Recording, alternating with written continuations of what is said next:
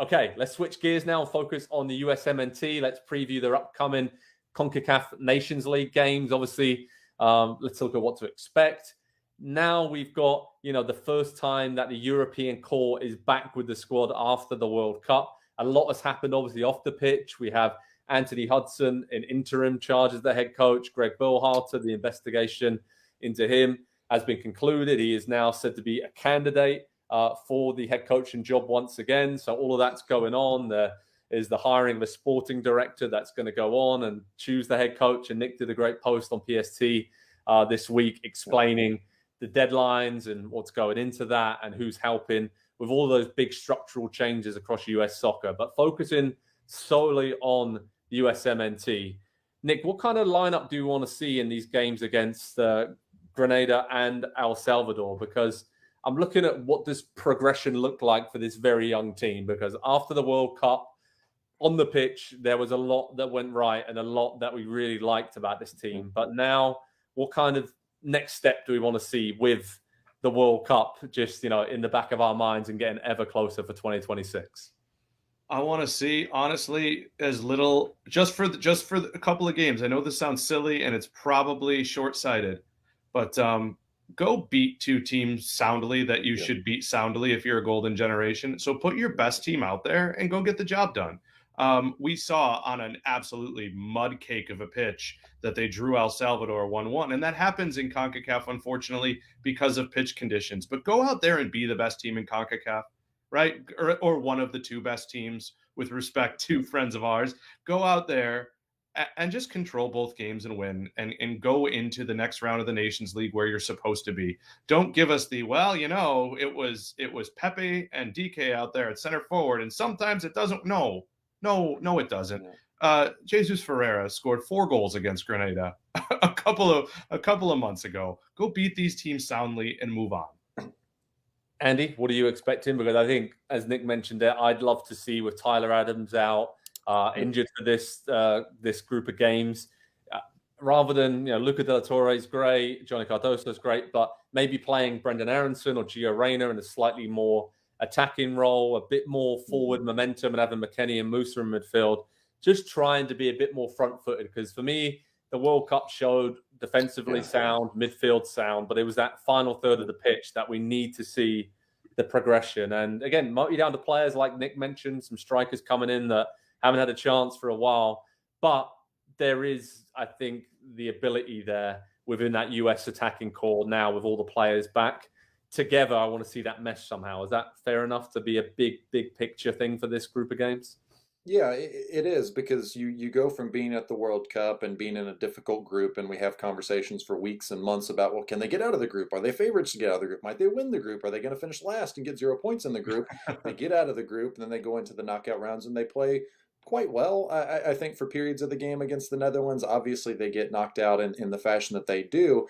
But on the world stage, this team's still a little bit of, maybe not quite an underdog, but definitely second or third tier, just in terms of what is expected of them. You go back to CONCACAF, you go back into the group stage of the Nations League, and you are expected to be the big dog once again. And so, like Nick said, I want to see that mindset. I want to see that switch flip in their heads that say, okay, this is our game. We should be dominating this, and then go out onto the field and do it. And I do think it's the midfield where they really need to learn to control games, I think, in the midfield and through possession, because when things go well for this team, it's just chances in buckets. It's just so many chances against poor opposition, and then they come up against opposition that's either equally talented or better than them, and it's just so much hoping and praying from this team. And so to see that mindset change over the course of this cycle, I think is the big thing. I don't know how much you can look at these two games specifically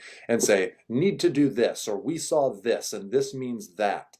In the course of this 4-year, 3.5, I guess, year World Cup cycle, because remember, they're not going to have to go through qualification. There's going to be Copa America again in a couple of years in the U.S., and they're going to be in that. So it's just everything about this cycle is going to be different and weird, and to just start in a positive way with a couple of comfortable wins over all due respect, much smaller sides and national teams, I think would just be good mentally for this group, given everything that happened at the World Cup and everything that has happened since the World Cup. And maybe, I don't know, does winning the Nations League this year and just setting the stage for this World Cup cycle maybe attract a better candidate for the head coaching position at some point? If they can put on paper, this is where the program is at versus this is where we think the program can be at with you as the head coach, maybe they get someone even better.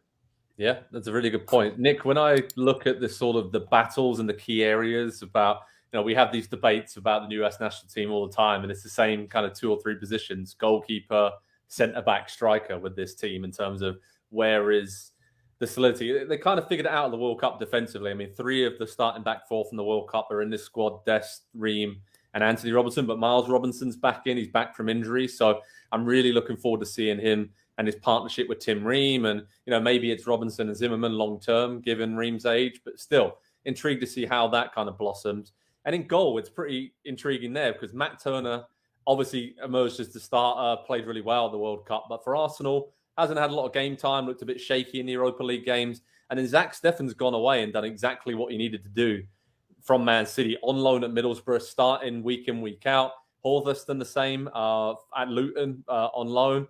They're both pushing for promotion to the Premier League with their teams. And it's almost that they've caught up Matt Turner now. And I wouldn't be surprised if Turner and Steffen split the games in these kind of two Nations League games coming up, because I think that is where they're at right now. There's not much difference between those two. And then up top, you spoke about it, Daryl DK, obviously Ricardo Pepi as well. And then we look at some of the Taylor Booth. I'm really excited to see what he can do.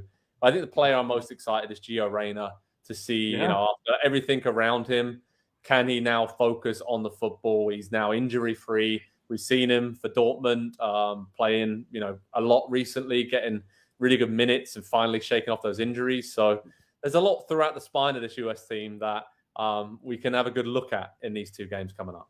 I want to watch body language. I do. I think most of this stuff is probably overblown in the room because it was addressed within the team and they know that things come out and maybe they want to hear, hey, mom and dad, kind of crazy right now, huh?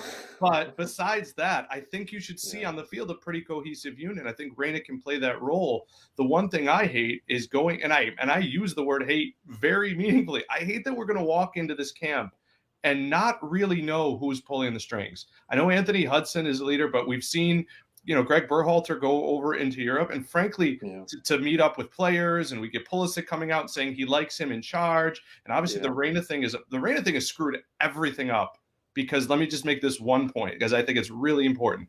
We should be talking about the fact that Greg Berhalter in a big game started Jesus Ferreira at center forward after not using in the tournament. Instead, we're feeling bad because there was soccer parentage that went on in the following weeks. And so I want to see, does this look like Anthony Hudson's on the phone with Greg? Hey, who do you want to start this week? Or does it look different? That's just hanging over this whole thing for me.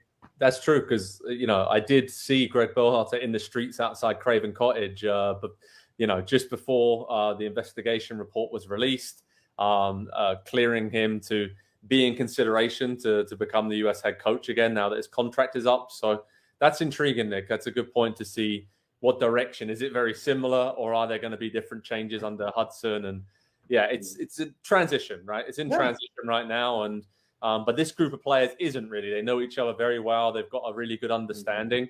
And we should see a pretty seamless path from the World Cup to now. And then, like I said, hoping to kick on in that final third.